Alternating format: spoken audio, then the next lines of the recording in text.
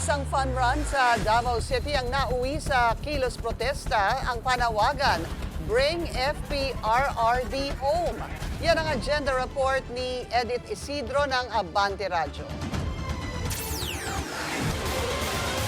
Run for FPRRD ang tema ng kauna-unahang Panrun for Duterte na ginawa sa Davao City nitong linggo ng umaga. Nilahukan ito ng higit 5,500 na mga runners. Ayon sa organizer na On the Sunday Rider or Orangur Tribe, more than a race, isa itong kilusan sa patuloy na ilang panawagan na pauwiin na ang ama ng Davao at dating Pangulo ng bansa na si Tatay Digong. Pinangunahan ito ni Konsehal Rigo Duterte na siyang naghayag ng mensahe mula kay Vice Mayor Baste Duterte. This is just not a run for nothing. This is a run for a unity and love in Davao City.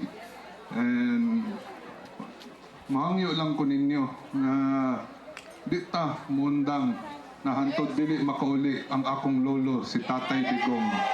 Daghang kay salamat sa inyo sa atong mga organizers, daghang salamat. May mga kategorya na distansya mula 1 hanggang 21 kilometro. Dagdag pa ng mga taga-suporta ng pamilya Duterte. Matapos man ang Panrun, malayo pa sa finish line ang laban ni FPRRD. Kaya patuloy raw nilang ipanawagan sa mga lansangan ng Davao na pabalikin na ang kaniyang inihalal na Mayor Rodrigo Duterte.